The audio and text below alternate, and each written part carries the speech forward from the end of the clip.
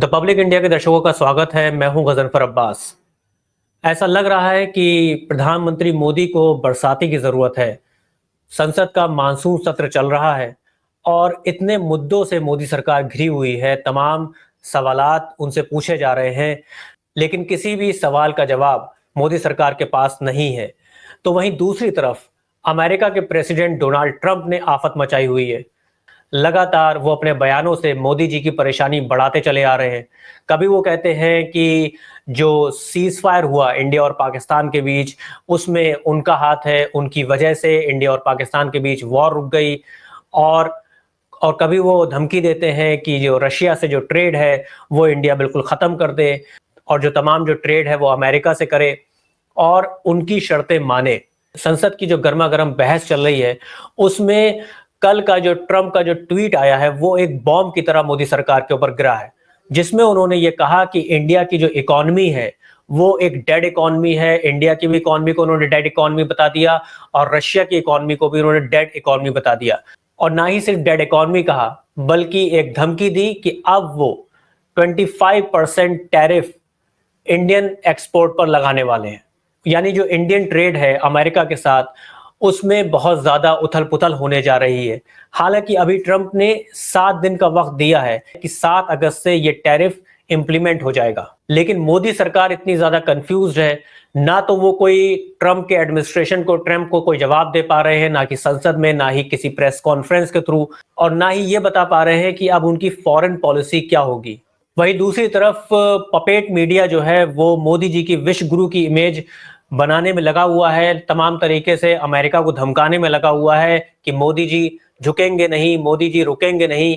लेकिन विश्व गुरु मोदी जी के जो बेस्ट फ्रेंड हैं यानी डोनाल्ड ट्रंप, उन्होंने जो पत्ते बिछाए हैं वो कुछ इस तरीके से है कि मोदी सरकार पूरी तरीके से घिर गई है और अब ना कुछ कहते बन रहा है, ना कुछ निगलते बन रहा है।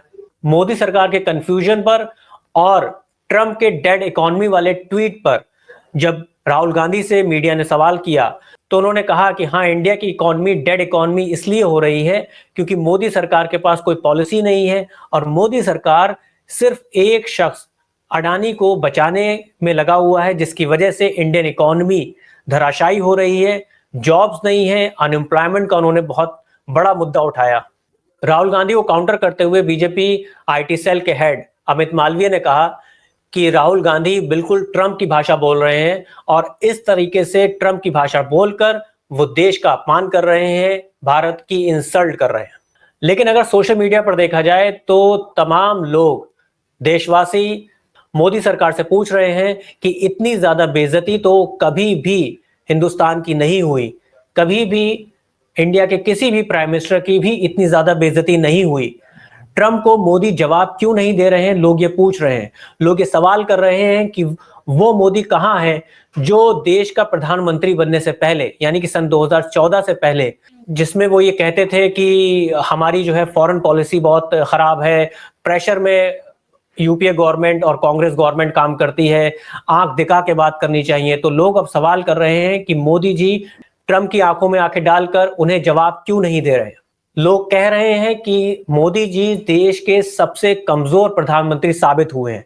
आपको याद होगा पीएम मोदी ने जो चापलूसी करी ट्रंप की, जब ट्रंप इससे पहले अमेरिका के प्रेसिडेंट बने थे, उस टेन्योर में जब ट्रंप को बुलाया गया था, बहुत ज्यादा प्रमोशन किया गया था कि जो अमेरिका से भारत के रिश्ते हैं वो बहुत ज्यादा मजबूत हो रहे हैं और एक ही प्रधानमंत्री है जिसने सबसे ज्यादा रिश्ते अमेरिका से यानी ग्लोबल पावर से पूरी दुनिया में मजबूत किए।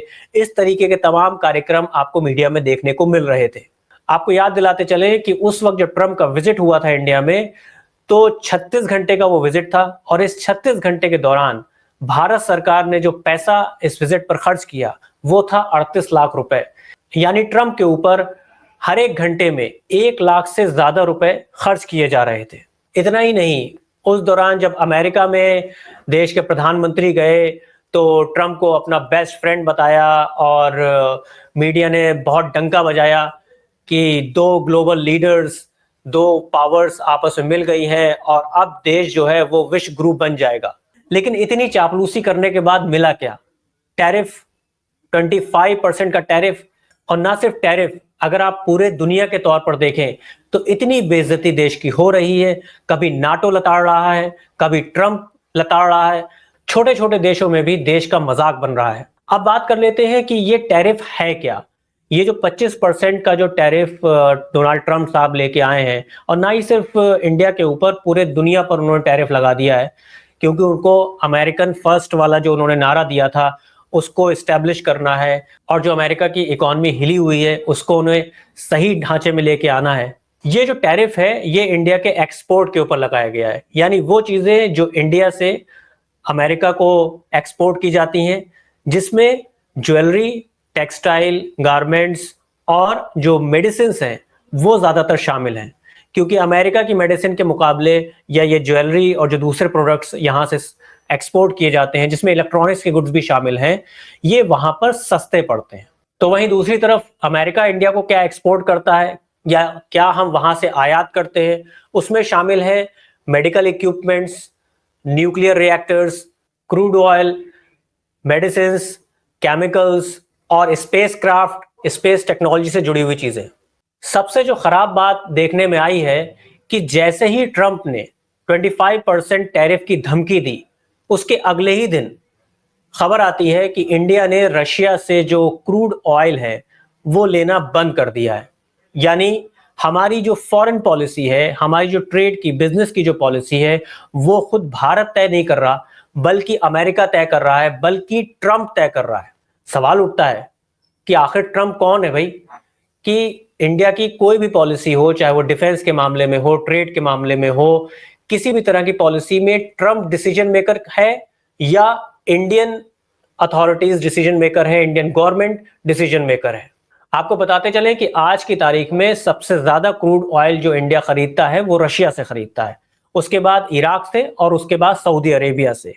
लेकिन जो ट्रंप ने धमकी दी उसके बाद से ऐसा लग रहा है कि रशिया से हमारे रिलेशंस खराब होने जा रहे हैं, और ना ही सिर्फ क्रूड ऑयल बल्कि रशिया से सबसे ज्यादा वेपन्स भी इंडिया खरीदता है। अब सवाल यह है कि अमेरिका आखिर चाहता क्या है, ट्रंप साहब चाहते क्या है।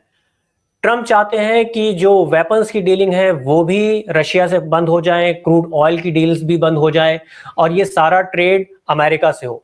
अमेरिका का F-35 जो प्लेन है, जो जेट प्लेन है, फाइटर जेट, उसको इंडिया खरीदे। इसकी बात बार बार ट्रंप कह चुके हैं। ट्रंप साहब सिर्फ ये नहीं चाहते कि रशिया से ऑयल ट्रेड और आर्म्स के जो डील है या ट्रेड है वो खत्म हो, बल्कि वो इंडियन जो मार्केट है उसमें भी पूरी तरीके से अमेरिका को घुसपैठ कराना चाहते हैं।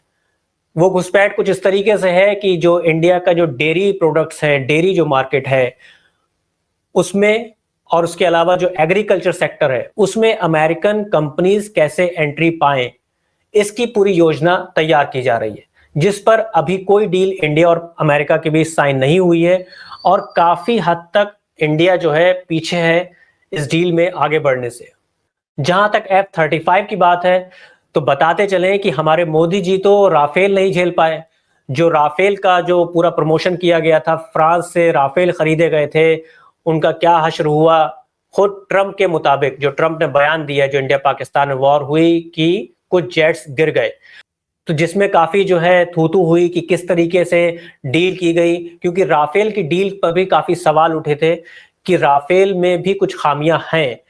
तो मोदी साहब बड़ा फूक फूक के कदम रखना चाह रहे हैं, क्योंकि खबरें ये है कि जो अमेरिका का F-35 एयरक्राफ्ट जेट है उसमें काफी टेक्निकल फॉल्ट्स की खबरें आ रही हैं। टेक्निकल फॉल्ट्स है, यानी कि अगर ये डील हो जाती है तो राफेल का दंश तो भारत झेल ही रहा है, उसके बाद F-35 का दंश भी झेलेगा, और F-35 अगर आ जाता है तो मोदी सरकार की और ज्यादा किरकिरी होगी। मोदी सरकार की तरफ से बयान ये आया है कि वो कोई वर्बल जवाब नहीं देंगे, बल्कि इस पूरे मामले में टेबल पर बैठकर अमेरिका के साथ बात की जाएगी, ट्रंप साहब के साथ बात की जाएगी। तो चैलेंजेस क्या है, किस तरह की जो है वो थ्रेट्स हैं, क्या चैलेंजेस हैं अगर टेबल पर बैठकर भी अमेरिका के प्रेशर में आकर इंडिया कोई डिसीजन लेता है या मोदी सरकार कोई डिसीजन लेती है। इंडिया के अमेरिका के साथ बहुत से साइंटिफिक एग्रीमेंट्स हैं, तमाम रिसर्च के एग्रीमेंट्स हैं। दूसरा, न्यूक्लियर एनर्जी को लेकर इंडिया और अमेरिका के बीच एग्रीमेंट है। तीसरा ये कि अक्सर आप खबर सुनते हैं कि जो इंडियन रुपी है वो डॉलर के मुकाबले लुढ़कता जा रहा है, गिरता जा रहा है।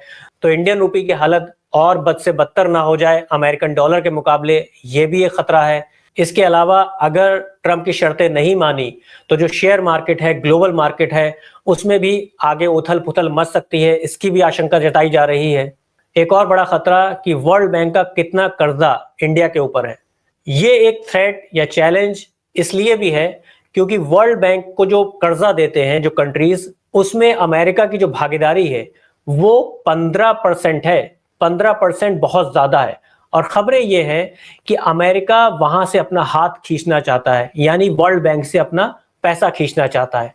तो अगर ट्रंप साहब से मोदी जी हाथ नहीं मिलाते हैं तो ये भी एक बहुत बड़ा खतरा है कि कर्जा बहुत जल्दी चुकाना पड़ेगा या कर्जा और ज्यादा बढ़ जाए। दो चैलेंजेस और हैं।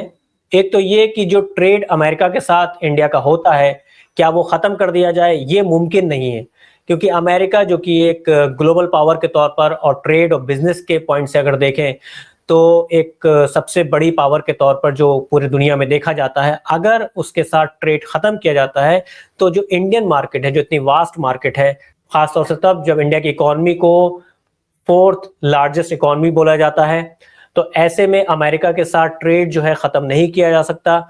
और दूसरी तरफ रशिया से रिश्ते खराब नहीं किए जा सकते। मोदी सरकार को बहुत अच्छे से पता है कि अगर रशिया के साथ ट्रेड रिलेशंस खराब हुए तो ये बहुत बड़े लेवल पर कई तरीके से भारत के लिए नुकसानदेह साबित होगा।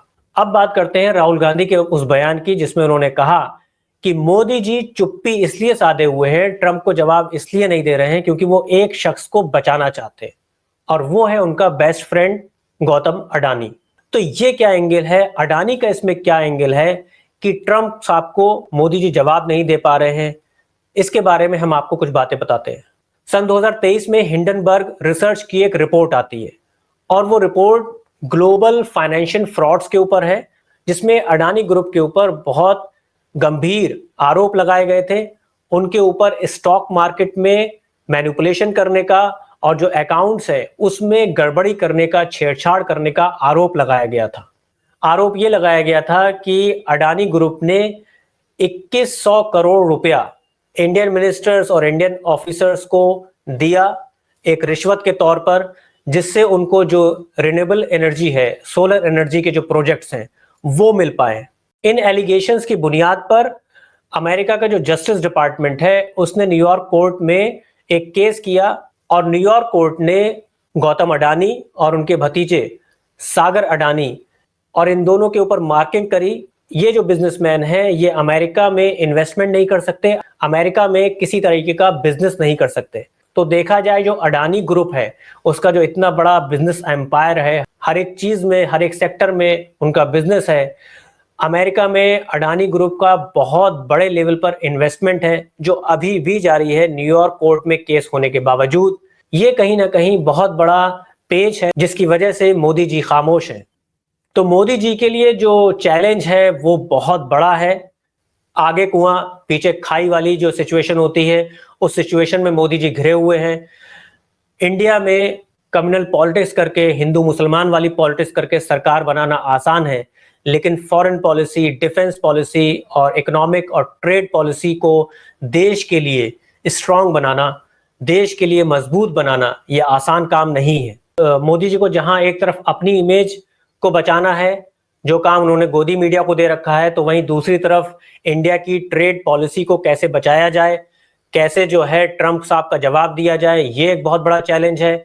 उसके साथ ही साथ अपने जो नेशनल फ्रेंड गौतम अडानी और जो इंटरनेशनल फ्रेंड है उनके डोनाल्ड ट्रंप, दोनों से दोस्ती कैसे बरकरार रखी जाए, ये सबसे बड़ा चैलेंज है। तो देखना यह है कि ट्रंप साहब ने जो ये 1 हफ्ते का वक्त दिया है टैरिफ लागू करने के लिए, इस बीच मोदी सरकार क्या कोई ठोस हल निकाल पाएगी देश का ट्रेड बचाने के लिए, देश का सम्मान बचाने के लिए। आज के शो में इतना ही। बहुत जल्द एक नए मुद्दे के साथ हाजिर होंगे। धन्यवाद, शुक्रिया।